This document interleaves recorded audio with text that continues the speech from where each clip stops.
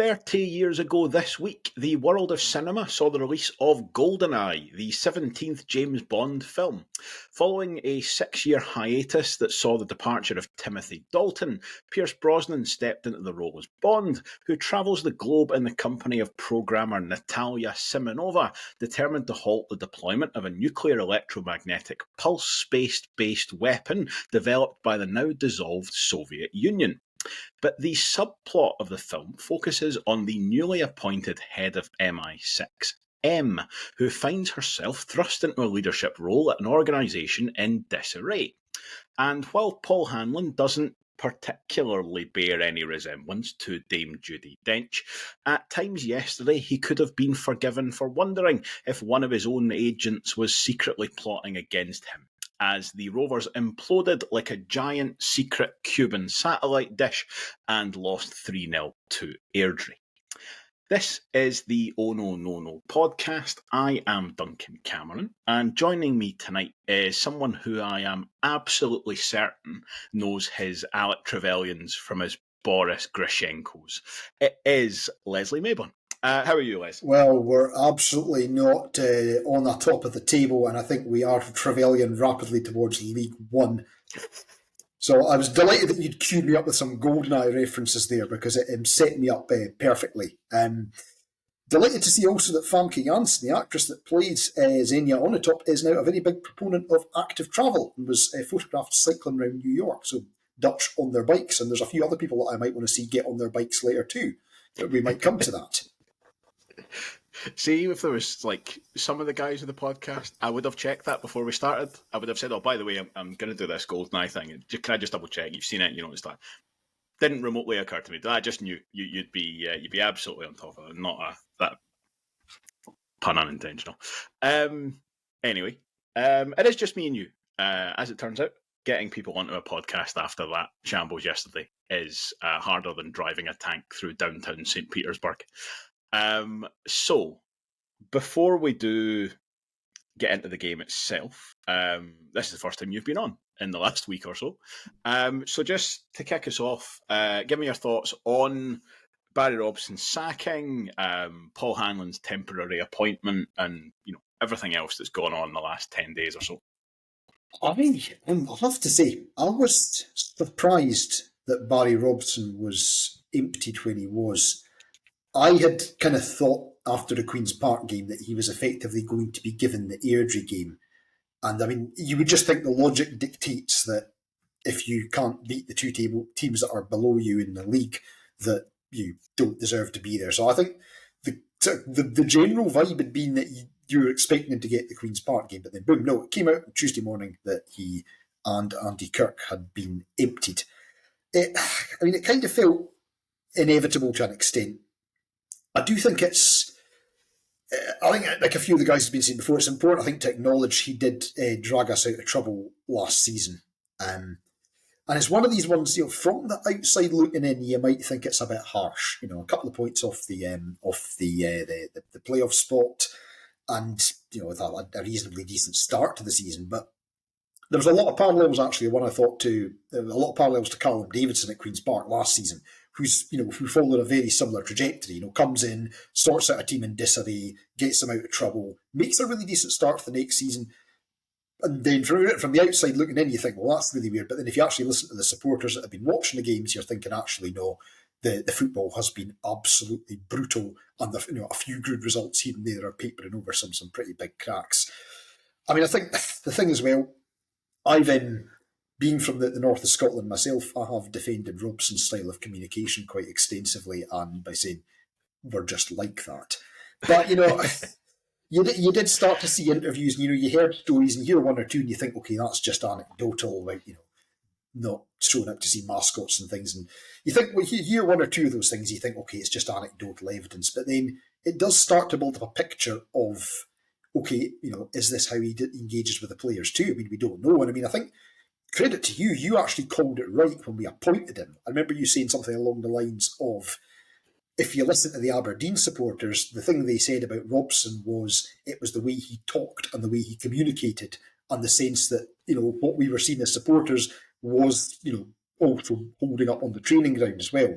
So I think it's it's unfortunate that the timing of it, and again from the outside looking, it looks like there's wacky Raith Rovers on their fourth permanent manager in 18 months. But if they'd lost the dressing room, if the players had stopped listening to them, then I think it's inevitable. If it looked like there was no way back, then maybe it was the right decision. I think, as we'll come on to, it absolutely though does not absolve the players or the higher ups in the club of blame. The players have been abysmal, and the board and the higher ups at all levels. That's then another manager that they've sacked, another manager that's moved on. There's got to be questions there around, well, you appointed this guy, you gave him the contract, you gave him the checkbook in the summer or not. They're not free of blame either, but I'm sure we'll come on to that as we discuss the game. Yeah, definitely. I think there was a lot of, ironically almost, there was a lot of continuity from what has gone before. And obviously with Barry Robson no longer being there, now, listen, there's lasting effects, primarily, I think, more than anything, recruitment. But it's still, we talked a little bit in the pre-match about it's an opportunity to kind of shrug your shoulders, say, right, that's what's gone before. From a mindset point of view, just write that off, fresh start and go again. But when some of the same patterns continue, then there's you. It's difficult to still point the finger at the guy who's not there anymore, in a physical sense, if nothing else. But just not to put the cart before the horse, but walking out the ground yesterday, I heard someone saying Barry Robson will be laughing his head off when he sees that score come through, and maybe it was, to be fair, and I don't think you could blame him if he was either. But also, I don't think he's getting away with sorry, let me turn that around. I don't think we'd have done much better if he'd still been there. Put it that way. I don't think it was a case of Barry Robson was trying a thing that wasn't working. Now that's been abandoned and it's gotten worse. If anything, it was kind of the more of the same. And I suppose actually that's it takes me into my sort of first question, really, which is, so the one change to the lineup. First of all, an enforced one. Ross Matthews drops out, and Sean Byrne comes back in. Both in terms of personnel and then following on from that, the approach to the game. Were you expecting more of a departure from what we'd seen under Barry Robson? No. And the reason I say that is, broadly speaking, I think we've actually been okay over the last few games. The Ayr and the Dunfermline games were appalling in terms of not just score, but actually in terms of performance. But Partick game, Morton, even Queen's Park, you look across the piece and you think, okay, ultimately the result in a few of those games didn't go our way, but broadly speaking, the formation was all right, the personnel were all right, and you would have been forgiven for thinking before kick-off, right, actually, that was going in the right direction. There's not a lot of justification for ripping it up and doing something totally different, because if it goes wrong, I've completely made a rod for my own back. And so I think, I wasn't surprised to see a similar lineup coming in. I think, we'd heard as well Sean Byrne had been struggling with an injury. I think Robson had said something about him getting injections in one of his last interviews before he departed, and that was Byrne getting injections, not Robson getting put down with horse tranquilizers. But I think with regard to the lineup, I think that's what I would have expected. But what I did note as well was how few subs there were. And again, I'll say more about this a bit later in the episode, but the injuries are slowly and insidiously starting to pile up, and that has consequences as well. But I think if you're Paul Hanlon coming in, you're thinking, right, okay, last week was, with as a performance, it wasn't terrible. The Morton performance wasn't terrible. The Partick performance was good. Let's just start from that point and go from there. Yeah, it was something that something Graham had said yesterday, actually, that kind of struck me as well, when he was saying that, in different environments, you go into a situation like that where things haven't been going very well, and it's kind of your job to change it. And it's almost a case of, like letting it run for a little bit first. And it's complicated, obviously, with the fact that Paul Hanlon's been around. But I think it's a factor of things. It's partly that you don't want to sort of rip it up and start again. There kind of needs to be a degree of continuity. There's only so much people can deal with, particularly when you only got 4 days or whatever it is. There's also an element of, as you say, there's not that much latitude available, it's particularly in the play-in side. When you look at the bench, so you've basically got, in terms of your options for yesterday, you've got Paul McMullen, who is absolutely a first-team option. But I think certainly, we were all fairly in agreement that Josh Mullen was the standout last week. So really, Paul McMullen would be taking his place. I think, he's the one who probably deserves to stay. You've got Jay Rowe, but then he would be coming in, presumably, for, excuse me, for George Doherty, who's been our best player this season, I think. Ewan Wilson apparently wasn't well. He was effectively just taking up a place in the bench because it was there. Kai Montague, still a young player. I think it might be time to see a bit more of Kai Montague for reasons we'll come on to.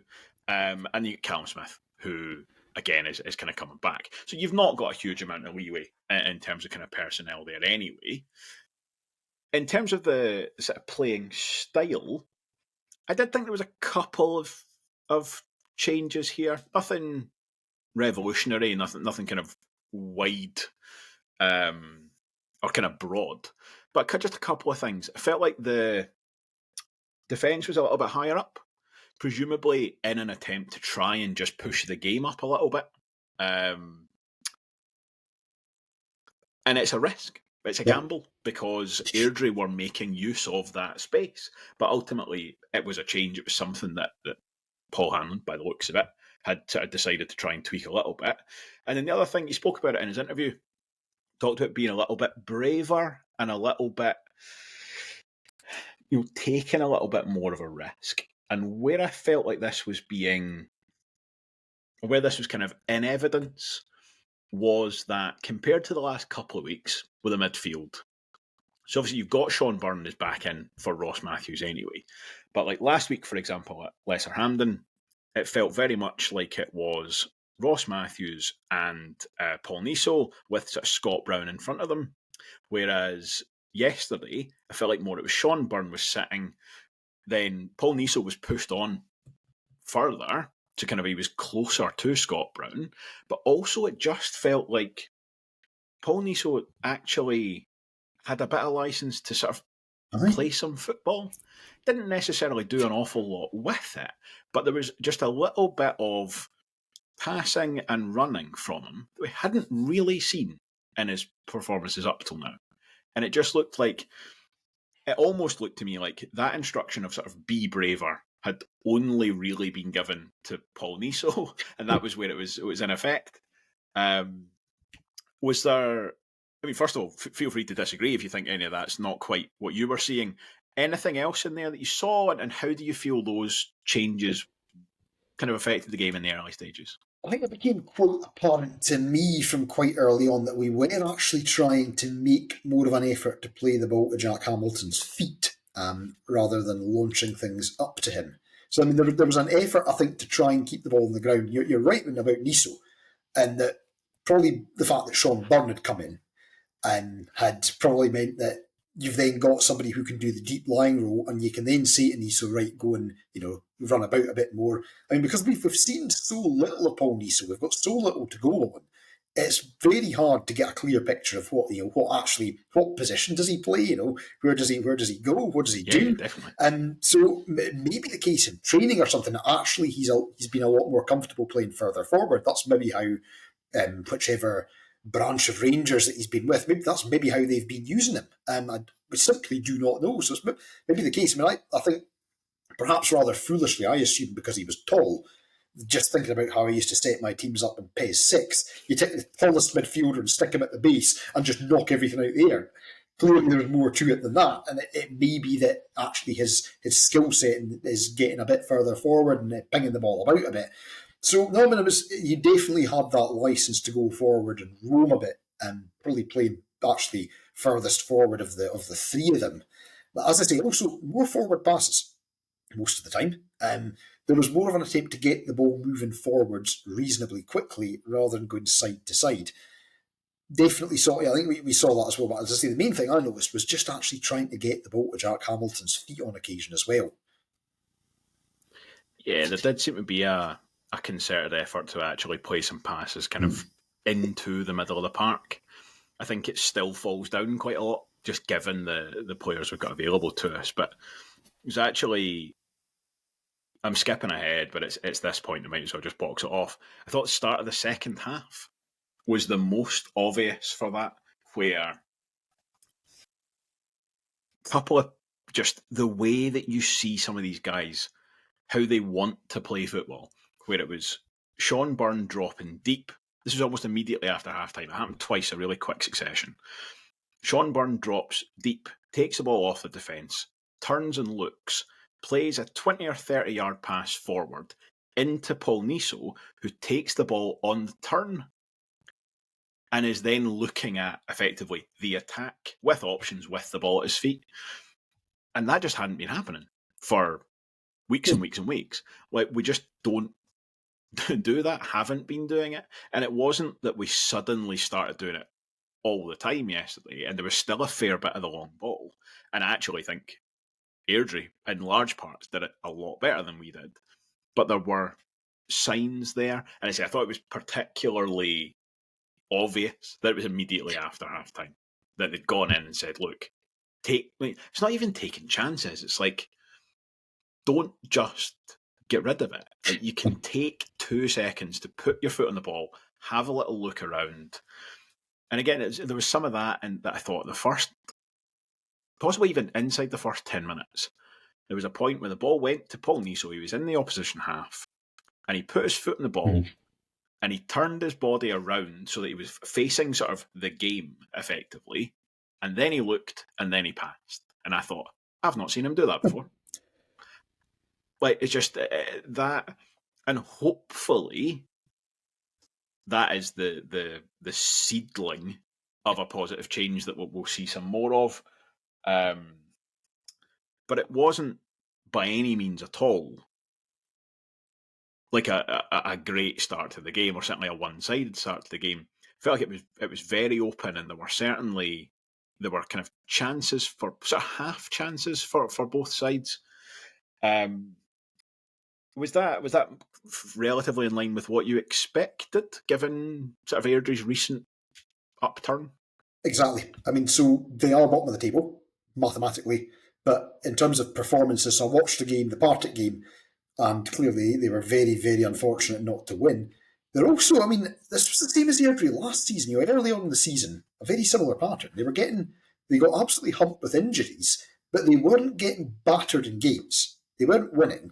They weren't winning lots of games, but they also, by the same token, weren't getting thumped.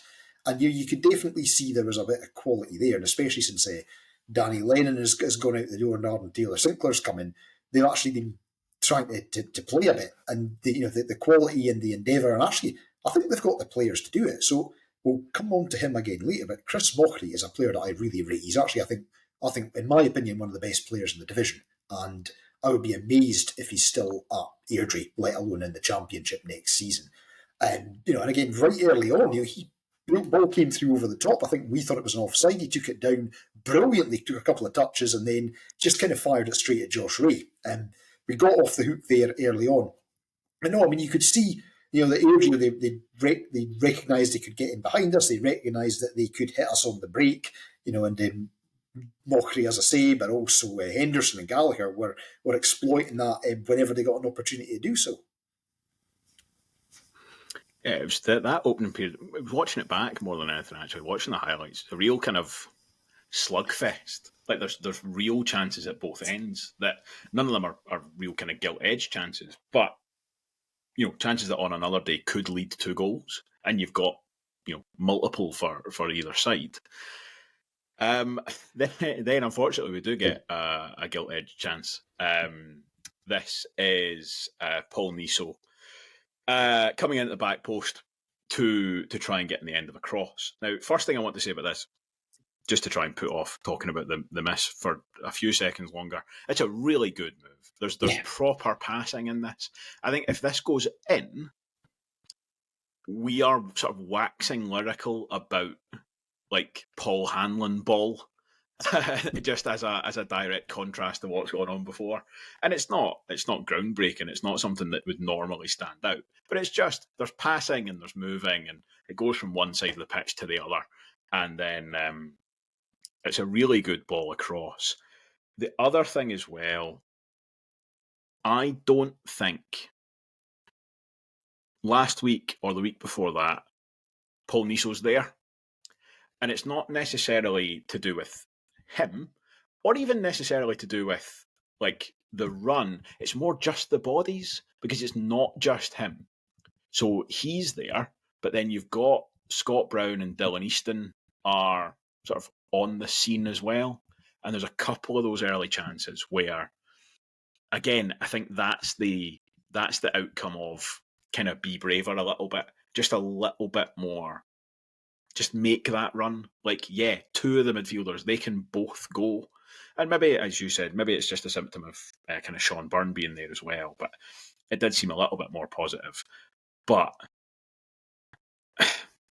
yeah, doesn't go in the goal. Dearie me. Is this, he goes with this with his wrong foot? Is it not close enough to him? Does he just need to dive in? How are you reading that? So I watched the replay back many times to try and find a way to be charitable to Niso as much as I could. It's one of these things where you watch from the angle and you watch another angle and you're hoping to kind of say, oh, actually, on balance, that was a lot more difficult than it looked, or actually, it was a little bit further ahead than it looked, and it would have taken a real effort. But how do you manage to actually? It's almost Willie Accio level of diverting the ball away from the goal. And I don't know, all I can assume is that he's trying to just shepherd it away from any possibility of the keeper diving across and tuck it into the corner. And what he's done instead is aim it out towards the corner flag. Whether he just needed to get a foot onto it, almost if he'd even sprinted into it, it would have bounced off him and in. He somehow has managed to connect with the inside of his right boot and send it away and past the post. But just to add to you as well, to your point about the bodies in the box, what's interesting about that is that's something that we praised Scott Brown's Ayr United for. It's just the number of bodies and how quickly they get bodies in the box when they get a chance. And that's something that they've been doing really well. So, again, maybe that is just a symptom of Sean Byrne being back, but, just getting guys forward, getting guys in the box. If that's something Hanlon's been picking up on and saying, look, we need to try and do more of this, whereas Robson was more about kind of sitting in and not getting caught on the break and just sitting and holding back. Oh my goodness, you just hope that Paul Niso gets a goal at some point soon, and that this doesn't just become the defining moment of his career, and then we're not all sitting in 5 years' time when we see this guy sign for Hayes and Yeading thinking, oh, we'll remember him. So, but as you say, the fact he was there to get his boot on the end of it is a good thing.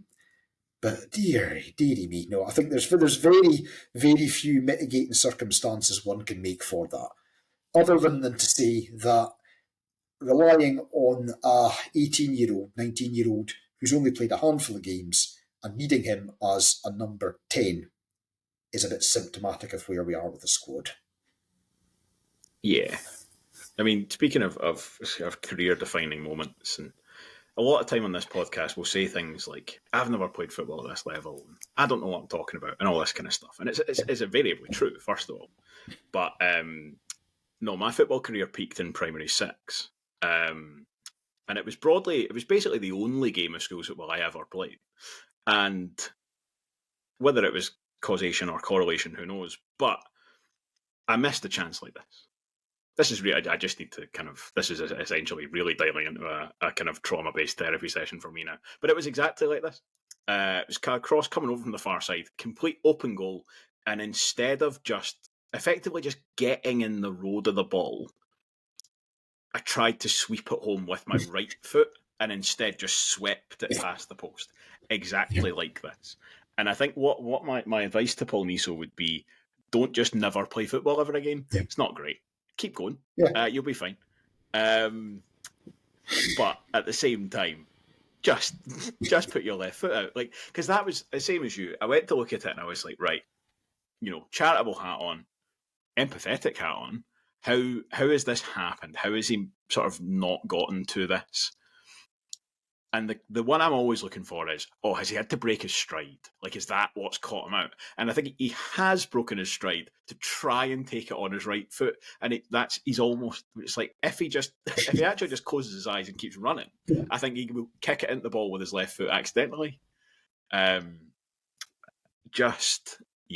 It's. I think, Jack was it Firhill? Jack Hamilton missed a very similar one. Probably worse, to be fair, because I think he was closer in.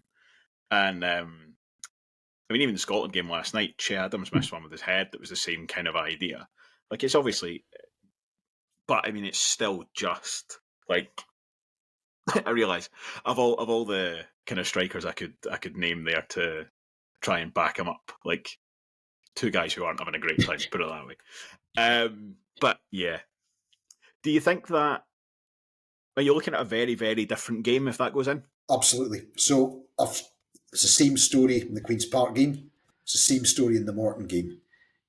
You're not gonna go out and steamroller teams in a league that's as competitive as this. You're not going to go out and dominate teams, but you are going to have spells. As long as you set up competently, which we didn't do against Airdrie and Dunfermline, if you set up competently and use the players appropriately, you will have spells where, as the phrase Davy Hancock loves to use on Raith TV, is in the ascendancy.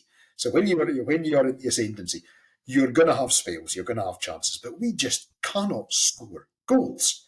We just cannot put chances away. And the same thing happened yesterday, same thing happened against Queen's Park, same thing happened against Morton. If you don't take the chances when you have the upper hand, it's going to come back and it's going to bite you in the arse. So, yeah, I think if Niso puts that in, it then becomes a very different game, because Airdrie have got to come out even more and come at us, and we don't necessarily have to do the same. I wouldn't go as far as to call it a sliding doors moment, but certainly if he puts that away, it then becomes a very different game indeed. Worth just noting as well, though, he wasn't the only one that was guilty of that. So there was a lovely move a bit earlier. Jack Hamilton, actually, Dylan Easton played him in. He gets the ball in the box, and he then moves a couple of times and then tries to play the ball across the box, where an Airdrie player is able to quite tamely shepherd it out. And I've written in my notes here in capital letters, just expletive shoot. So it isn't only Niso that was guilty of that, but that was clearly the most egregious example of it. I think there's also, I think, a big sort of psychological element to this as well, where it is not a secret or an unknown factor that we struggle for goals. And it makes the first goal so important, like so critically important in your own head as much as anything. Because I also think this is a team that's quite good at defending. Now, I'm about to say some things in a minute or two that will make that seem like a lie. But generally speaking, and again, with a bit of confidence behind them, they have defended really well in large parts of this season. And again, as I say, I think even the kind of passing move that leads to that chance, I think the team would have taken a huge amount of confidence from it. And as soon as it goes the other way, you've then got all of those factors just totally weighing against you with equal weight or equal force. Like we struggle for goals and now we're going to need two. Like, I think that very much was the same thing last week as well. Even when we got the one goal back that we did, it didn't feel like, right, there's a point, now we can go on. It's still just in that kind of slogging your way through. Aye, I think if that goes in, we've got a very good chance, because also you've got Airdrie have that bottom of the league stuff comes in as well. But when Airdrie do get the goal, that I thought it was just such a fragile kind of mentality that's obviously just bone deep at this point. And the goal itself, There's a lot to say about this. So, we'll talk about the kind of substance of the handball claim. That's the meat of this one in a second.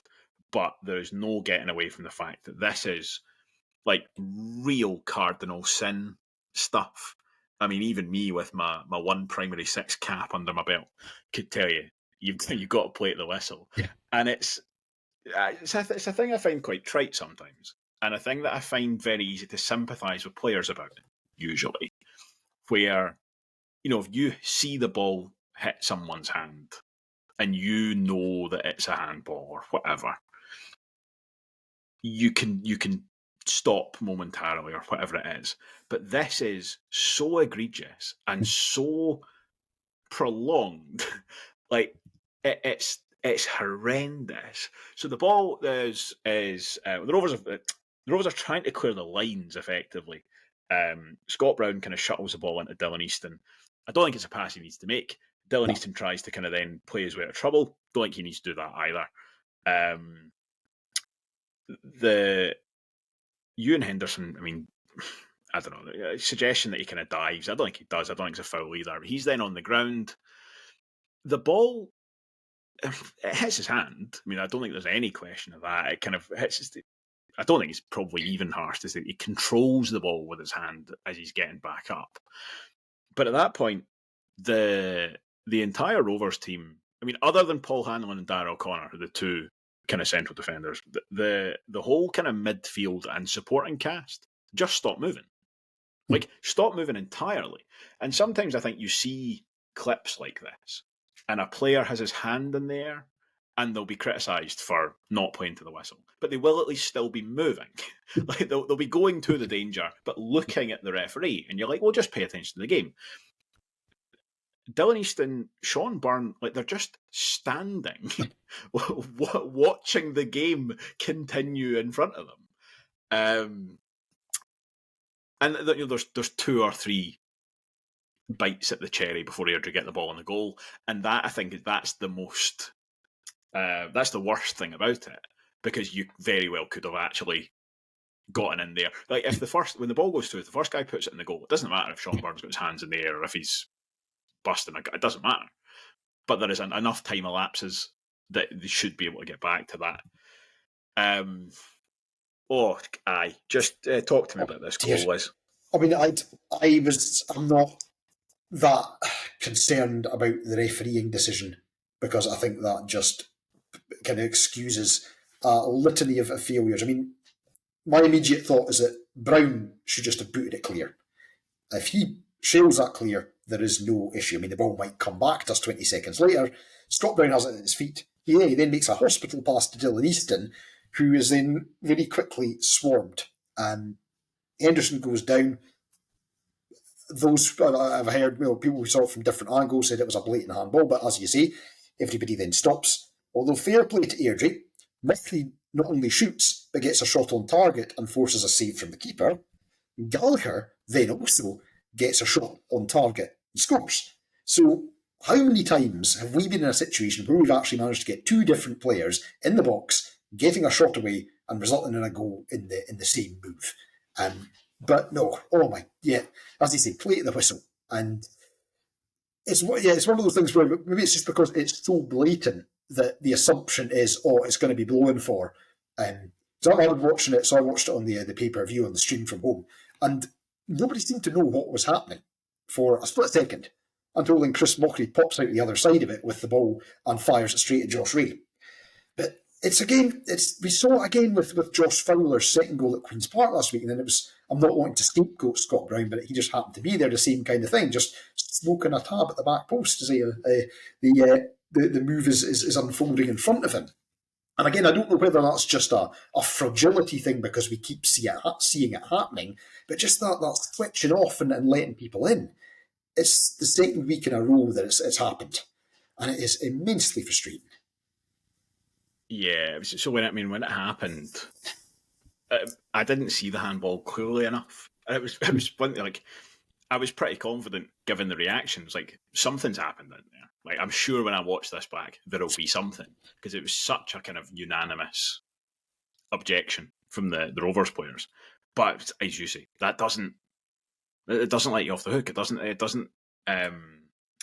You play at the whistle. It's as simple as that. I mean, there was a suggestion that this handball potentially is one of these. If your arm is supporting your body, it's not a handball. And I don't know. I actually went and checked the exact wording, and what it says is, I've got it here somewhere. Handball offence is not committed when a player falls and the ball hits their supporting arm, which is between their body and the ground. So it is a supporting arm, and it is between his body and the ground. He's not falling at the time, so don't know. But like, who knows? It's the handball rule being what it is. You just can't take any of that stuff for granted anymore. And it's just it's one of these things as well where, like, it's not just a case of, like, oh, there's nothing the manager can do about that. Like, that's multiple individual players. So, I mean, I don't even know how you go about finding a cause for that. I think that's just individual guys obviously need to take more responsibility. But yeah, just a really, really disappointing way to lose a goal. And it is, as we were just saying, it's not a goal that we can afford to lose. We don't have first of all, I don't think we've necessarily got the mindset to come back and really go and win a game against an Airdrie side like that who are sort of in the had their tails up. But also, we quite simply just do not score enough goals. We cannot afford to be giving goals away because we just don't have the goals in the team at all to be able to do that, which is a fairly kind of depressing state of affairs. Let's speed through some of this. So that took us up to half time. As I said, coming out after half time, I did genuinely again start to think, oh, there could be something in there. And actually, Rovers are now playing some passes, forward passes into the middle of the park. I was like, hey, not seen that for a while.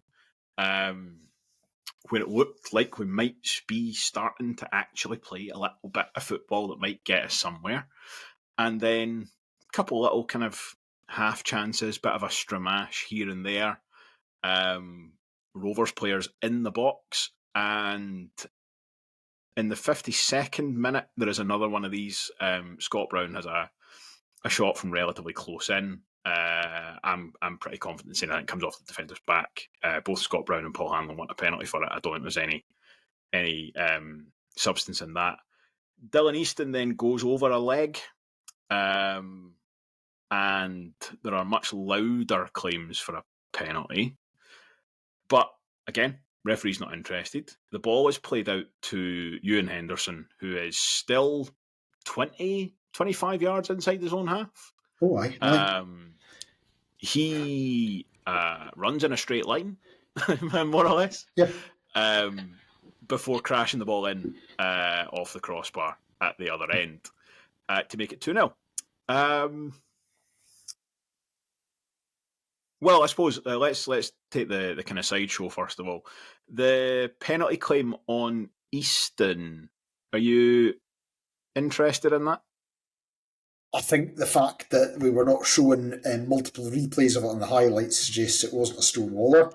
I also think, rightly or wrongly, Easton to an extent has his cards marked with referees, as does Vaughan. And the issue being that I think he's not going to get the benefit of the doubt in that situation if he goes down and it's contentious. As I say, I'm not taking a stance on whether that's a good thing or a bad thing or whether it's justified or not, but I do think it is the case. It's in the back of the referee's mind saying he's going to go down, that's going to happen. I'm with you on Scott Brown. You know, it's a shot. I don't think, even if it did hit the defender's arms or hands, I don't think he knew anything about it, and certainly there was no malice or no intent. So that isn't a handball for me, just because there was no. If you've got somebody firing a ball at you from such close range, there's virtually nothing you can do. But it does concern me, and we've seen it multiple times this season, how much ground you can make up by sprinting in a straight line towards our goal. And again, this is not limited to this season. It's not limited to Barry Robson. We saw teams do it with Neil Collins as well. Just Route 1 football. You can basically get the ball and you can easily make up 40, 50 yards just by sprinting in a straight line through our midfield and towards our goal. Again, credit to you and Henderson, also credit to Chris Mockery. Yes, I do want us to sign him if we somehow stay up this season and Airdrie don't. Chris Mockery sprinting in the middle, matching his speed. Do we have two guys that could go at that speed in tandem? Probably not. He did. Henderson, fair play, great finish as well to get it on target and with so much power and precision from that angle. But just the ease with which you can just tap R1 repeatedly and run at our goal is terrifying. And I'm going to have to do one of my, so the last couple of seasons I've done these collages of the number of goals we concede from cross balls. This season it's going to be goals that have been conceded from teams hinting at our defence. And it's just this pattern that you see so many times. To an extent, it's inevitable if you're getting guys forward, it's going to happen sometimes, but it just happens with alarming regularity. Yeah. On that point, I think that there's an element of this where it's like it's actually really difficult to fix because you basically have to just get in other guys who are faster. When that move develops, because again, I'm in a bad mood, so I'm looking for people to blame, and you're looking at it and you think, well, first of all, Sean Byrne is in sort of hot pursuit of Ewan Henderson. He's never going to catch him. But this is, again, a point where I have sympathy with players because he's running as fast as he can. Like, you can't run any faster than your own top speed any more than you can be taller than your own height. Like, you can only run as fast as you can run. And he's going hell for leather. Scott Brown is doing the same for Chris Mockery, as you say. But again, he's behind them. And this is where I think that the real problem comes in, is actually it is Mockery's presence. Because otherwise, Stevenson only has to slow Henderson down. And that's like, if Lewis Stevenson can come across and all he has to do is slow him down, Sean Byrne will be there. Sean Byrne is not a million miles away. But because Mockery's coming and means Mockery's ahead of Brown, Stevenson can't come across, or it's a straightforward pass in. And it's probably I know, I understand the ball ends up in the goal. It's probably the right decision. Like, it's the tougher ask is, right back man, you just keep coming and rifle this in the goal then. Like, coming across and letting him play the pass in is ostensibly the easier chance. And Ewan Henderson does deserve an awful lot of credit for this. Seen a bit of criticism of Josh Ray for this. Where do you fall on that? Possibly, I would say no. I mean, realistically, at championship level, there are very few championship keepers that are going to save that. I don't think it's not as if Ray has caught it and let it slip through his legs or anything like that. It's not as if he's completely out of position. Maybe he could have got a hand to it. But then again, I think this is becoming a thing about Josh Ray getting beaten at his near post. And people are starting to get a bee in their bonnet about it. And I mean, I'm as guilty as this is the next guy. Cross me and cross balls. You're gonna have to concede goals somehow. Maybe Ray does concede more at his near post than other keepers, but I mean, I don't think. For instance, I'm not as concerned about Ray as I was with Kev last season. Kev's inability to deal with crosses and inability to communicate with his defence was a far bigger concern than Ray maybe being a bit leaky at the front post now and again. I think for the budget we've got, the resources we've got, I think by and large Josh Ray is a perfectly decent keeper, and I'm not laying too much blame at his door for that one. But no, yeah, again, just very, very good finish. Just wish we had somebody that could bury the ball like that. Yeah. I'm not even convinced I'm having this as being beaten at his near post. Like, I understand that obviously, like, Henderson's coming in at his near post, but to me, I think that's like, it goes in between you and the post, whereas this very much flies over his head. And I think the sort of average finish from there is probably trying to go across the goalkeeper on the ground. So he has to he's covering for that at the same time. He needs to be at least able to get down and to his right in exactly the same instance as he actually then has to go really up and possibly over his left shoulder. And it's absolutely rifled in by Ewan Henderson as well. I mean, he's just smashed that and it just crashed in off the bar. So yeah, I'm not particularly minded to kind of blame the goalkeeper for that. Just to come back a second to what you're saying about Dylan Easton, the game that he was booked for diving, was that the Morton game possibly? Yes, Must have been either Morton or Thistle. It was. Yeah, Morton. It was Morton game. He collided with Ian Wilson, and the referee booked him for diving. Yes. It wasn't so kick, he was in wasn't a penalty. Yeah, he was just booked for diving. That's exactly it. So he was in the Courier after that, directly addressing the being booked for diving, and what he said there, I'm paraphrasing, I should have brought it up, but basically what he said was, "Look, I'm not diving, I didn't dive then, I shouldn't have been booked, blah, blah, blah." But what he said was, if a defender leaves a leg out, of course I'm going to go over it, why wouldn't I? And that's exactly what I think has happened there. And it's like, whether there was contact or not, I'm not sure. At the time I thought there was. And sometimes that maybe even can be a penalty. But don't tell the referees you're going to do it. Like, that's... Now, listen, I don't know if Lloyd Wilson subscribes to the Courier. I suspect he probably doesn't. But it was very much in the category of asking for it, for me. Like, he sees the defender standing quite a wide stance, and Easton kind of comes across his blind side, and a lot of time you will see those given.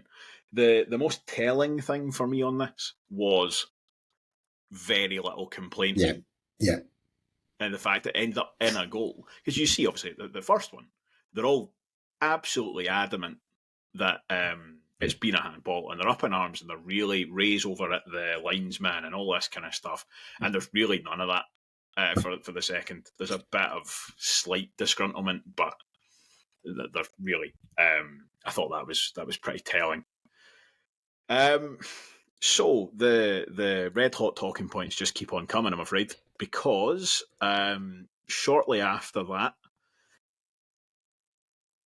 we get really it's just a jumping off point for someone to talk about, because again I think unfortunately it's I think I know what's coming. something that we need to talk about. So yeah, you definitely do. Jack Hamilton he's played clean through. There's no other way to describe it. The Rovers turn the ball over, Barry Robson style, in the middle of the park. The ball is played through to Jack Hamilton. He is maybe 35, 40 yards out. Yep.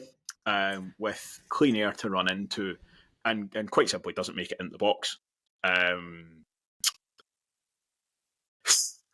That is that confidence, and is that as clear a sign as you get of a player who's playing without any, or does it run deeper than that? And is it ultimately just a case of a championship striker needs to do better with that? So, if you cast your mind back to last season, we had a very, very similar situation at Capello, where Fankity Dabo, remember him? He played a brilliant ball through for Hamilton, one-on-one with the Morton keeper, Ryan Mullen, and he doesn't even get the shot away. And it was very, very similar to that one. You know, Paul Niso plays a superb ball, a brilliant ball from Niso, through at Hamilton's feet, and you're thinking, oh yes, brilliant, he's away here. At the very least, he's going to get to the edge of the box and he's going to get a shot away. And in that position, if you hit it as hard as you can in the general direction of the goal, there's a reasonably good chance it goes in. There's also a pretty good chance you force the keeper to at least have to make a save, and you're at the very worst, you're likely to get a corner out of it.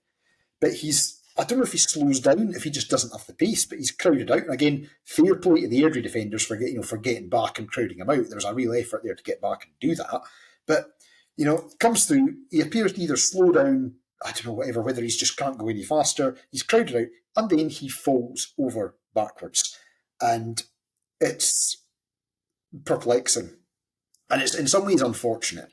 And we may come back to this later in more depth, but it's a symptom of the fact that we can't take Jack Hamilton out the team, because I think for everybody's good, he needs a rest.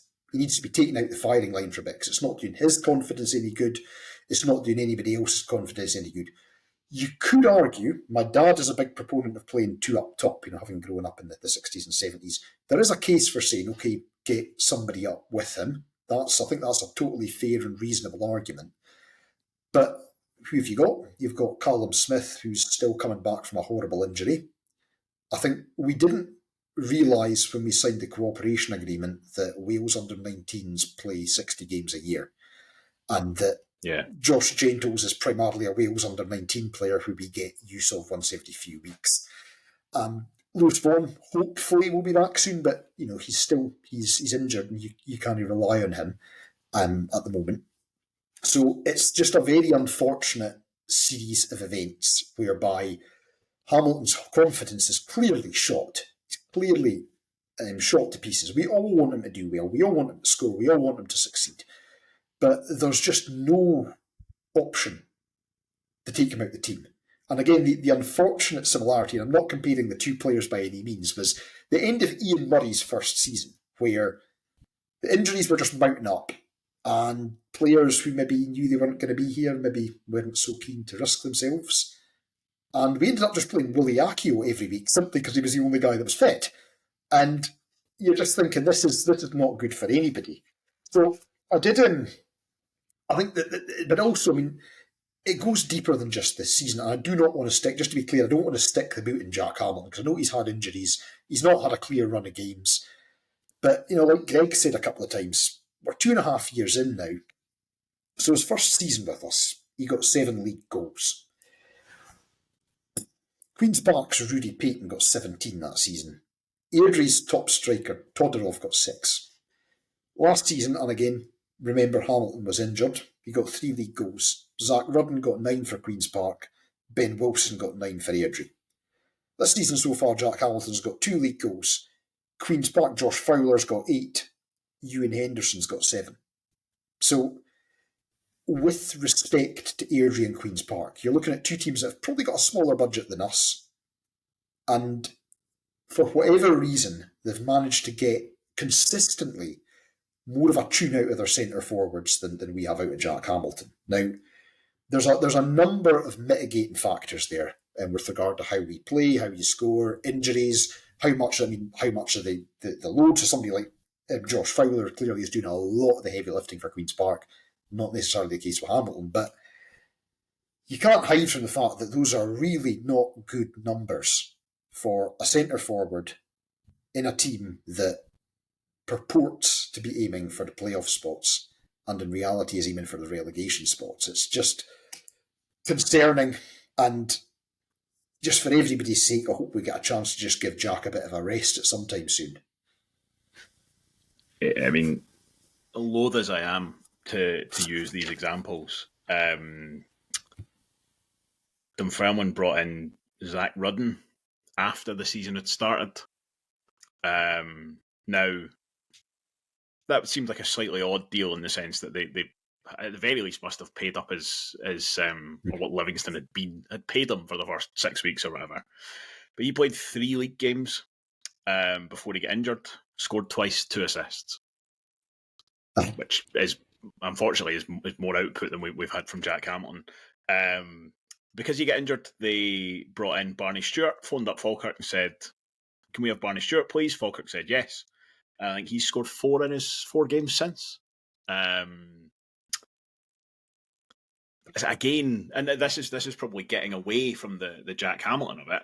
This is getting more into your recruitment side of, like, as you said, Greg has said, we're 2.5 years into Jack Hamilton. Like, it's not a surprise. It's not a mystery kind of development that he's not necessarily banging in goals every week. And the backup options that we've had, we've known since the very beginning that Callum Smith was injured. That's not a new development. Lewis Vaughan, obviously, it's an unfortunate injury. Hopefully he'll be back soon. But even at that, you can't just take Jack Hamilton and Lewis Vaughan as our forwards, and then your only other option is a guy who is 17, 18, had been at Alloa, which, to be fair, is more football than Paul Niso had. But we can't get him on the park. Like, either because he's quite simply not here, because he's in Wrexham or whatever, developing Scotland's future players in Wales. Good. But even when he has been here, Barry Robson certainly didn't seem keen on getting him on the park, and when he did, he hasn't had enough time to really show anything. That is a problem that recurs in every minute of every game.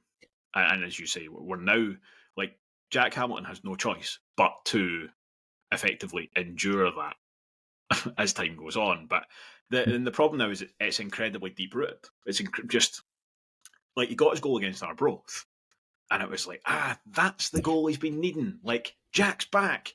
We'll go. And then it's like, no, hang on a second. No, he's kind of missing chances again. And then he got his goal against Thistle. It was against Morton. He got the header against Morton. Against Morton, sorry. And it was like, yeah, Jack's back too. And then, but again, same thing as even last week. You could just see it in his body language. You can see it, and this is the thing. You can tell he's beating himself up. And like, I think we'd all be much happier if he wasn't. Like, I would be delighted if he was. As I said this last week, if he was one of these guys who could just forget it. I'll get the next one. Don't worry about it. Bit of swagger, I couldn't care less because I'm going to go and score the next one. But he's just, first of all, he's not that guy. And as you say, whether it's his teammates, whether it's the manager, whether it's the recruitment and whoever else is involved in that, he's not getting enough support. But I think also, like, he's not... fundamentally, he's not delivering the output I think you would expect of a championship striker, and I don't think there's any getting away from that. There is too big a body of evidence, effectively, to it would be disingenuous to make an argument other than that. I think that's fair. I mean, I was listening to you guys, and it was either a pre or post Queen's Park where this came up as well. That Zach Rudden, for example, Zach Rudden at Queen's Park, being the example I think that you guys were using, that a striker, just by virtue of being in and around the box, things will happen and you're going to get 8-9 goals out of that. We're not even seeing that with Jack. And as you say, for whatever reason it's I know he'll know this himself. It's not where we need him to be. It's not where he wants to be. It's like you said earlier on, like the Airdrie's first goal, they're just getting shots away. And again, like, this isn't just a Jack Hamilton thing by any means at all, but I've maybe said this before. It's a thing I find quite useful in trying to kind of understand what's happening sometimes, that broadly speaking, strikers generally convert chances at roughly the same level. So you have your elite strikers who will outperform that, but it's one of the reasons why XG, for all as it's maligned, broadly works as a metric. Because you can basically go, right, if you average this out over enough instances, if the ball is here and the goals are there, it'll go in X amount of time. Because broadly, footballers even convert chances at roughly the same rate. And what sets strikers apart, it's not finishing chances at a better rate, it's getting more chances. And that's movement, that's creating chances for yourself, it's being in the right place, it's all that kind of stuff. But it's not that when Zach Rudden scores 9 goals, it's because him and Jack Hamilton both had 20 chances, and Jack scored twice and Zach scored 9. It's that Jack Hamilton had 5 chances and Zach Rudden had 35. And it's not just down to your teammates, it's about creating chances and sort of taking chances in the sense of getting shots away. Like that one where he's put through, I think you need to try and get closer to the goal. But ultimately, if he just hits that first time, he's got a better chance of scoring than he does running at 15 yards and falling over. Like, to be blunt about it. And it's that where... So we're at this game... Sorry, we are still actually talking about the game yesterday. Their goalkeeper, 8 days ago, the very last thing he did was wave the ball into his own net. The very straightforward shot. And he made a mess of it, and he somehow managed to get his wrist behind it and kind of, as you say, shuttled it into the corner of his own goal. And we didn't get any shots away. Like, we didn't really... There's a couple in the first half where we're kind of shooting by him, and he gets a bit of a touch to Mullins, gets a bit of a touch to the one that Jack Hamilton. There's the two of those that are at relatively narrow angles. But there was nothing where it was just like the goal that Thistle scored. Where just you're 25 yards out and you just go, right, get the ball out from under your feet, just have a go at it. And just see what happens. Like, 5 minutes in, just go and test them. And it's not just yesterday or just when you're playing a keeper who might be low on confidence, who actually ended up doing quite well. Like, just have some shots. Try and shoot sometimes. And again, I think that's probably more down to the supporting cast than it is to Jack Hamilton directly. But it's also undeniable, I think, that if you took a lot of other players in the division and gave them all of Jack Hamilton's minutes that he's had for us so far this season, they'd probably have more than 2 goals. And it's, just as you say, it's a very tricky situation because we don't really have anyone to swap in, but something needs to change on that front in one way or another.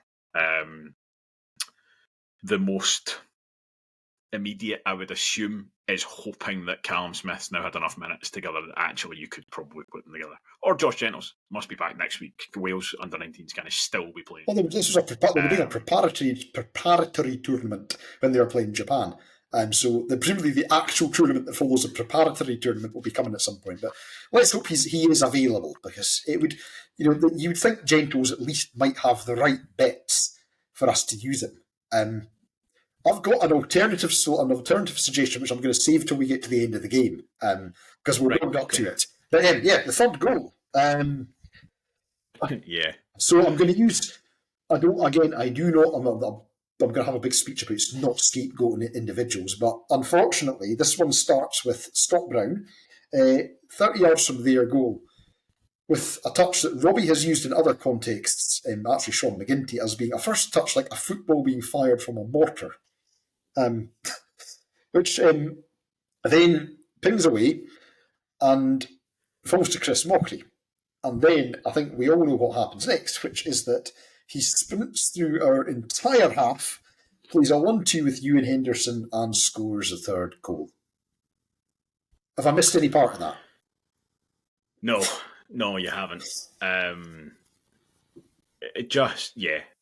Obviously, I was joking when I was doing my intro about Sean Bean and GoldenEye, but like if you were looking for a 006 in this, that first touch would be that's where your investigation would begin.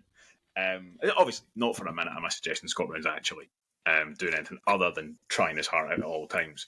But this, for me, is such a clear and stark demonstration of a guy who isn't a number 10 being asked to do his best and play there versus a guy who is a number 10 and is good at it. Which is just like, Scott Brown, like, he takes a poor touch. That'll happen. Yeah. It's fine. It's not great, but these things happen. But the touch almost immediately after that, so the defender kind of takes it off him, or is given it, and then sort of lofts the ball to Chris Mockery, who then takes a brilliant little touch to kind of spin away from Paul Niso, and then sprints off, covers up 40, 50 yards. It's a lovely little turn, knocks the ball into, I'm assuming, Ewan Henderson, gets it back and finishes it. See, even taking away the last bit, the turn and the 1-2 and the finish, just the turn and the run, I don't think we've got anyone who does that. No. Not from the middle of the park. We did. We had Sam Stanton, and he left for reasons, and he was not replaced. So we had somebody that could do that. We no longer have someone that could do that. And I think it speaks to a bigger issue. So when I was little, we had a Jenga set. It wasn't ours. Our neighbour gave us a Jenga set for Christmas, but it wasn't an actual Jenga set. It was like a knockoff Jenga. It was called Jumbling Tower.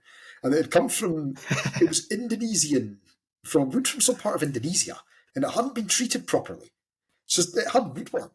So, like, we introduced this Right. rare woodworm. So what happened was, like, some of the pieces started to rot. And so my dad started to, like, paint little circles to work out where the rot was and catch it spreading. So you had this Jenga set, and you had some rotten pieces that had been replaced with pieces we'd made ourselves out of wood. So of course they weren't quite the right proportion.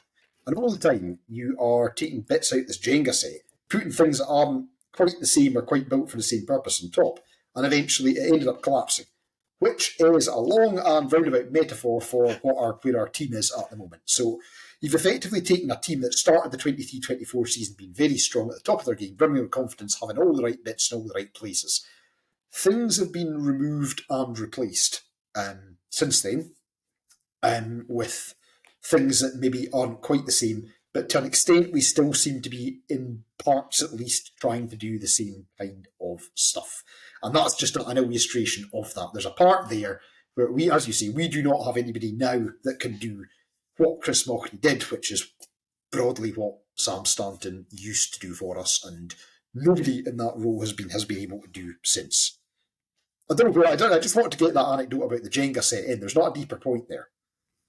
No, I really like it. I was actually trying to think of something similar before, and it's rooted in that sort of same period of kind of games, but in a different realm. So I was thinking about putting this Rovers team together. It's like you're playing Tetris, and you start off, and the pieces start coming down, and you're like, right, that will go into a corner. That's fine, and you get into a bit of a groove. So you basically put your defence together, to stretch this metaphor a little bit, and you're basically right. That's fine. That'll work. All I need now is one of those big long ones to come down the side, and I'll get a Tetris, and we'll clear 4 lines at once. And you get one of those odd ones instead that's got like the 3 kind of bits, and it comes down. And you're like, well, that's fine. I'll basically start building my next one. Anyway, this is fine. It's cool. And you get another one of those, and you're like, right, this is annoying. And another one comes down, and you've got another. This is what this team is like, where you're like, great, right, okay, kind of box to box midfielder, that's fine. All right, another box to box midfielder, that's, I suppose. What, a third, 4 box to box midfielders. I need variety. I need someone who can do a different job in here. And this again, this is a little bit like the Jack Hamilton situation of there's only so much you can do to try and sort of alleviate this issue. It's the same with this, which is quite simply, we do not have a number 10. And I'm definitely repeating myself. I've been saying that for a long time. And it's not helpful to keep saying it every week. But ultimately, the reality doesn't change. And as I say, that I think is just it's the perfect example. Chris Mockery, as you've been saying, in a really, really good game, and just has a skill set that we don't possess. And we finish this game with Dylan Easton in the middle. At the point when Paul McMullen comes on, we kind of rejig the midfield around again. Paul McMullen goes wide left. But I just don't think it makes enough of a difference effectively. And I think a lot of people have a differing opinion to this. But for me, I think Easton needs to be on the left. Even when he is a bit quiet, I still think he's better there than he is in the middle. I just don't think he has the same kind of effect. But I don't know. This goal, I mean, it's a brilliant goal, actually. Like, it's a really, really good goal. It's the kind of goal that you don't expect the team that's bottom of the league to score. It's the kind of goal that you concede when everything's already kind of fallen apart, much like your Jenga tower. But totally killed the game. Like, because the thing was, it was still relatively early. Even this goal, the third goal, you still got half an hour of football to play. But at 2-0, we were, even at that, you start to think, like, Airdrie might start to drop off here. Airdrie might, or to drop back a little bit. And we might actually be able to kind of put a bit of pressure on. And if we can get one, who knows what will happen? And the third goal just kills it completely. That is game over at that point, effectively. There are chances after that. The Rovers have some chances. They are almost all headers, which I don't know how much to read into that. If that's just Airdrie are quite happy to kind of defend the box, and that was all we could do. But I mean, at any point in that last half hour, I mean, not even just in this game, speaking generally, was there anything you saw in there that offered you any kind of encouragement? Obviously, just the way we started. When we started, all right. Yeah, and it was one of those ones, again, like Ian Murray's first season. You were watching things happening and you were thinking, I can see what the manager's trying to do here, which you didn't see with Robson. I'm probably clutching at straws there. I'm probably clutching at straws. And, we're absolutely being killed by the fact that we cannot score. We're being completely killed by the fact that we cannot score goals. And every other problem has just been amplified tenfold by the complete inability to score goals.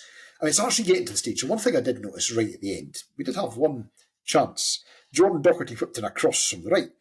J. Rowe leapt up and hit a powerful header straight down at the ground, which Melrose then gathered. But it was better than any header I've seen from anybody. I mean, right, Rose, we know he's had his troubles in defence. Just stick J. Rowe up top. Just stick him up top. He's tall. He's reasonably athletic. He can head. He's not going to be causing any defensive trouble up there. Just stick J. Rowe. I mean, try it in training and see what happens. Convert our right back into a centre forward. I mean, that's crazy talk, but that's where we're at. That's where we're at with the lack of other options at the moment. I mean, I suppose the only other thing I would just say, though, is, again, we said this to Robson when he came in, and it's still true with Hanlon, and it will be true with the new manager, whoever they are. You can only pish with the cock you've got. And so, injuries. So, Fordyce is out. Chin is out. Vaughan is out. Gentles was away. Burton was playing with an injury. That's a number of players. And Wilson was ill. It's already 5-6 players in a small squad that are not available. None of those guys are world beaters. There's nobody there where you're thinking, right, he comes back, that's the missing piece and we're going to really kick on. But what they all are is they're all guys that can take under par players out the firing line. And, there are guys maybe that just need a rest. Even very experienced senior players, Stevenson, Brown, for example, maybe just need a week on the bench just to recharge and get a bit of headspace or something like that. We simply don't have the manpower to do that at the moment. If you take Scott Brown out of the team, quite aside from the fact that he's the captain, Matthews was unavailable yesterday too. You're putting a teenager in, whether it's Montague or Niso. You're having to put in a teenager, which is not ideal. If you take, but you can't take Stevenson out because Wilson was ill. Hamilton, you take him out, you've got Callum Smith, who's not fully fit, or you're playing somebody out of position. So it then just becomes an absolute doom loop that you don't have the ability to take underperforming players out of the firing line for a short space of time. Yeah. It's depressing. I'm really looking forward to seeing J. Rowe starting up from McGayfield. That's going to be brilliant. I mean, genuinely, he's got 3 headers in that time he's on the park. That, I mean, it's pretty much, for whatever reason, the end of that game is it's just J. Rowe and Paul Niso headers. That's how we finished up. But it's just J. Rowe alone. It's 3 headers in the opposition's box. Like, we don't do that an awful lot. Worth saying, he did also trip over his own feet. Yeah, that's true. When he was running down the wing, though. See, that's my point to him again. Don't put him on the wing. Don't just put him in the centre forward spot. Just your job is to stand here and head things. I mean, honestly, mate, I don't hate it. I really don't. Right, let's kind of wrap this up a little bit. I've just seen how long we've been going for. So in terms of that defeat, we've gone through it already, but how much of that can you lay at Paul Hanlon's door? Very little, very little. I think his interview was quite honest, and I think he took responsibility for saying, he said, at one point he says, I think that's on me to an extent. I may be paraphrasing him here, but he was talking about taking more risks, asking the guys to do something different, and he says, that's on me, which is something we almost never heard from his predecessor. He's been in the door 4 days. Barry Robson lost his first game 3-0. Neil Collins also conceded 3 goals in his first game. And I could be wrong, but I'm pretty sure Ian Murray's first league game was also I think it was a 2-0 defeat to Cove up at Cove. So we have form for new managers coming in, certainly in some of their early games and not immediately hitting the ground running. Hanlon's been in, he'll been told on Tuesday, effectively, you're taking charge of the team. He's had a few days to do things a little bit different with a bit of guidance from John Potter. Worth remembering as well, Mark McKenna, presumably, was McKenna in the dugout, or will he have been away with the Scotland camp? Well, he was in Greece last night. Well, of course, it was. Unless Mark McKenna owns a private jet. Yeah. No, sorry, he wouldn't. So he's effectively had John Potter and a bit of Mark McKenna during the week. It's not ideal, and you can't read too much into it. But like Graham had said, it does give him carte blanche now to say, that didn't work. Now we can try something a wee bit different with what we have. It must be also, on a human level, must be a lot to deal with in that first week as well. Yeah. Just because I kind of thought that when he came out for at kickoff, came out the tunnel, and I was like, it's just like such an odd situation. Like, what do you do? How do you you're doing your high fives with your centre half, and you're like, oh, but I'm the manager now. Do I have to go and high five everybody else as well? And then he did, and you're like, just so much natural human nerves in that first game. This is my first game as a manager. It's then gone absolutely terribly, but hopefully there's an element of like freedom that comes from that, where it's like, well, that's the first one out of the way, and it was dreadful.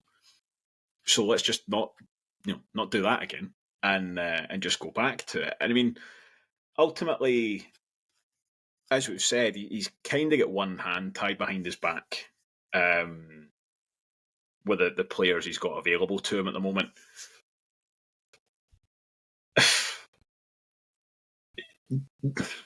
I suppose, do you have a gut feel on... Well, I suppose, do you think yesterday's result makes any difference to the pace of the recruitment process for a permanent manager? I think it does and it doesn't. I think what it does do is it sharpens mind to the fact that if we don't kind of pick up soon, we are in serious trouble, and that the parallels to the Gary Locke situation are gathering apace. I don't think that necessarily, however, means that we end up rushing to appoint somebody simply because they're available. There's also the issue that whoever we bring in is going to have to work with what they've got until January at least, and it's not great. I mean, so I've seen various names being touted on social media. Somebody proposed John Rankin for us. Somebody else had proposed Dougie Imrie.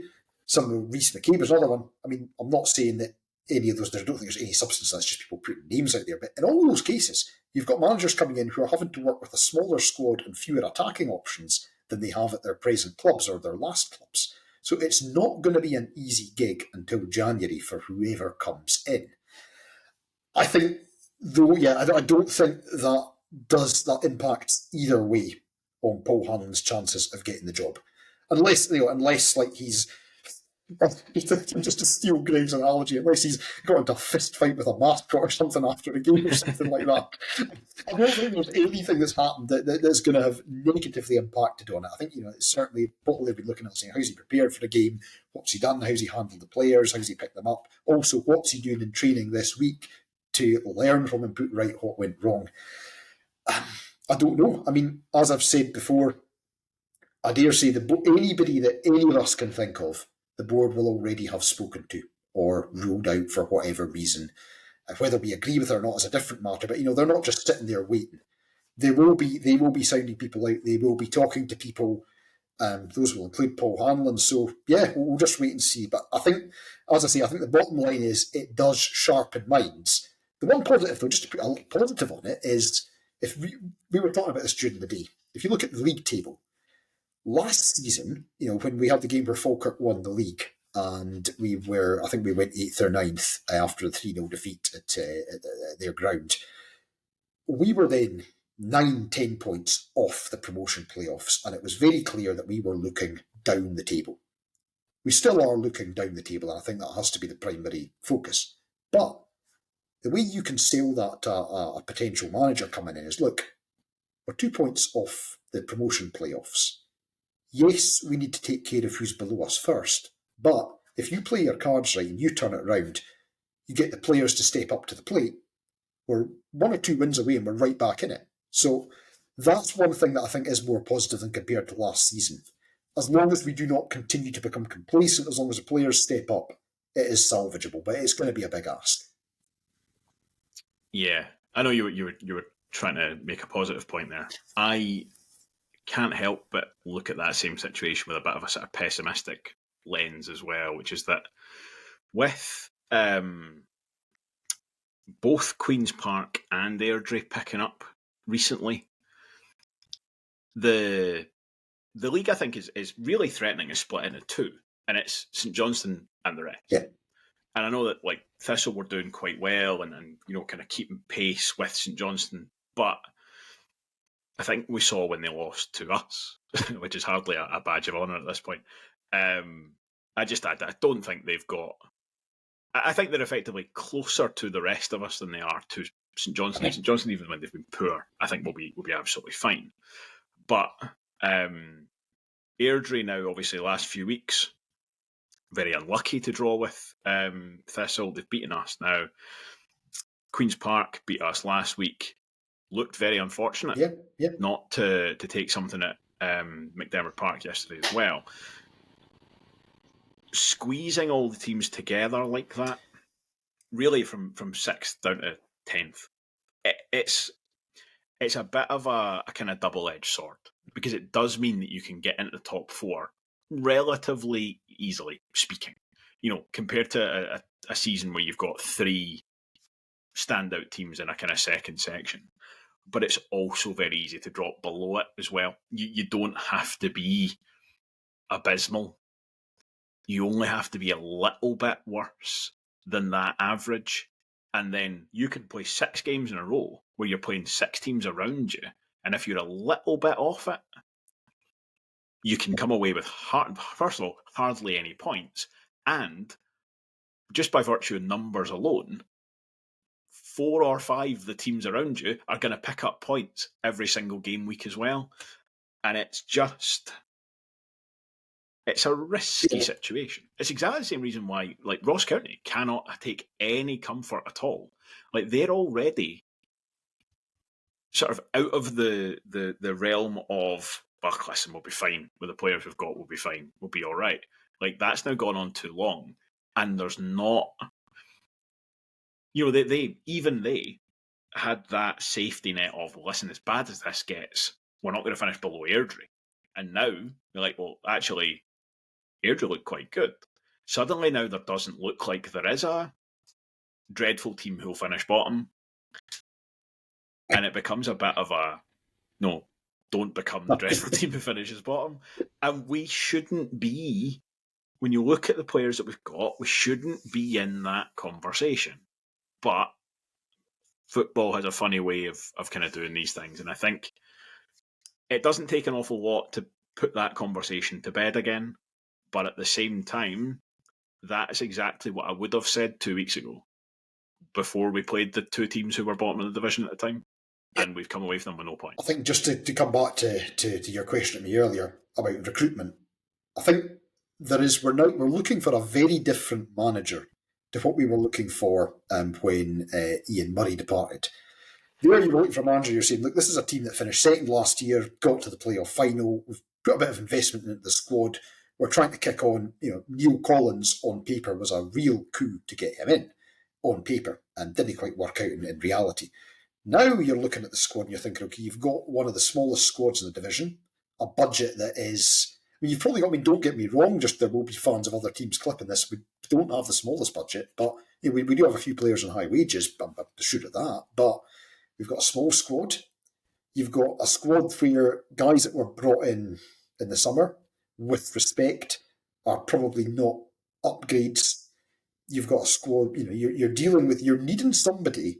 And I'm not saying that we go for Dougie Imrie, but you're needing somebody who can get players that are clinging on to full-time football by their fingertips to get a tune out of them and get them to run through brick walls for you. You're needing somebody who's able to come in and get these guys firing again. It's a very different kind of recruitment, because I think you're right as well that the table bunching together. On one hand, it's good because you can say, right, yeah, we can kick on.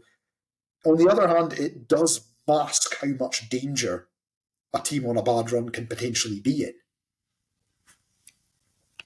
Yeah, the as always, excellent Raith Rovers stats on Twitter at StatsWraith. Did a bit of a side by side yesterday. It must have been yesterday evening, of the players who left in the summer and who they've sort of ostensibly been replaced by, and that doesn't make for great reading. You're really not looking at much in the way of kind of direct improvement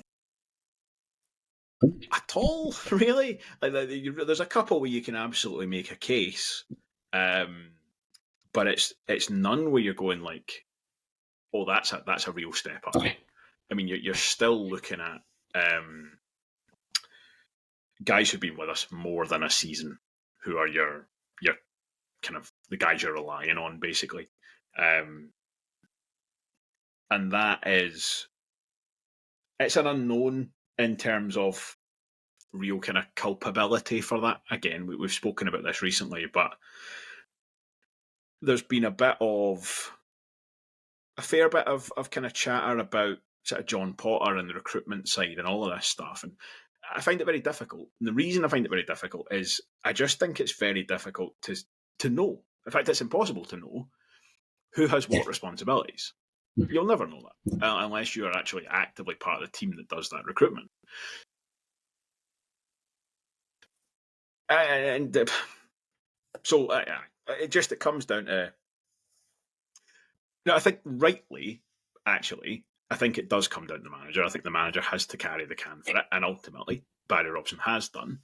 With a forward-looking eye, there's a question around, well, kind of in your heart of hearts, John Potter, how much of that was driven by Barry Robson and how much of it was either driven by you or would you have done anyway?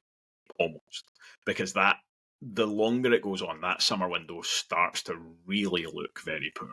It does. And again, there's a lot that we simply do not know with regard to how much money was available to us. And, Queen's Park, Morton, Partick all kind of came out at the start of summer and basically said, we're snookered financially. Should our board have done the same and said, look, we underperformed last season, as a result the budget has significantly been curtailed? We simply do not know. Were we in a similar position? We just do not know. Is that all we were able to do with the money that was available? Could we have done? But then again, I feel very conflicted, and I'm not just sitting on the fence. I do think at some point the technical director then has to answer questions. If you look at an F1 team or something like that, at some point, if the team manager, the team principal, the next person up the chain then has to face questions. I don't think you can take the culpability out of that. Are they also, look, again, not saying we should have got these players. There's Ewan Henderson's got 7 goals for Airdrie. Josh Fowler's banging them in. Players were out there. As I say, I feel conflicted and I don't know who lies where, because there's so much that we simply do not know. Well, this is it, because there is a scenario, and I'm obviously speculating wildly at this point, but it could very well be that a week before the season kicked off, they're having a recruitment meeting, and John Potter or Liam Wilson, one of these other guys, the guys who are in that team, is going, look, we need another striker. Here's a list. There's other strikers that we could get. And Barry Robson's gone, nah, I don't need them. Don't want them. I'm happy to go with what we've got. We'll probably get a laddie for Rangers at some point. Instead, I want to devote budget to XYZ. Name a player who can't go off the bench at the moment. And then that, in turn, ends up being a large part of the evidence when he gets sacked. Yeah. Because you basically go, right, listen, you're being hoisted by your own petard.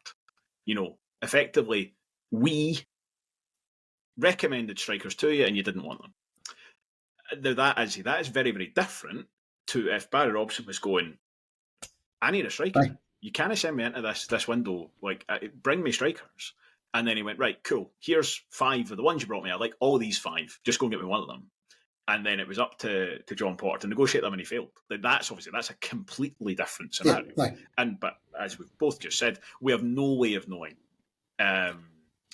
if anything remotely like either of those scenarios ever actually played out. And neither we should. That's the inner workings of a football club. And again, even just responsibility-wise, that'll be clearer inside than outside. And from a kind of everybody getting along standpoint, a little bit like I was saying during the week about the players. Again, like Barry Robson no longer works for the football club. He's the bogeyman. You just blame him for everything. Whether it's his fault or not, you just blame him and you move on, as long as you don't repeat the same mistakes that have been made, whether there was actually his fault or not. But we will see what happens with that. January feels like a long way away. As much as anything, it's a very tricky situation, given that we've effectively just had our quote unquote easy games. I mean, even probably include Morton in that. In terms of you're playing the 3 or 4 teams who are, at the bottom end alongside us very much, and we've taken 1 point from those 3 games. So, the games we are about to play will only be tougher than that. So it just needs to be a big step up. Anything else, Les? Anything you want to add before we leave everybody's ears alone? No, I want to say that I put a homebrew on today, a winter brew. So it's got to do its primary fermentation, it's got to go in the barrel, and it's got to do its secondary fermentation. So answers in the comments, please. Will Les's homebrew mature before the Rovers next win a game? A league game. Will the Rovers win a league game before Les's homebrew reaches drinking stage? Oh, dear me. Enough bother trying to get Blair on a prediction competition. Thank you, everybody, for listening. Thank you, Les, for joining me for a big long blather there. Yeah, another woe-filled podcast. We will be back probably with another one, to be fair. Midweek, we'll look ahead to the trip to Arbroath. It's like generally we're in a better mood by the time Wednesday or Thursday rolls around. So, as I say, thank you, as always, for listening, and we will speak to you again then. Goodbye.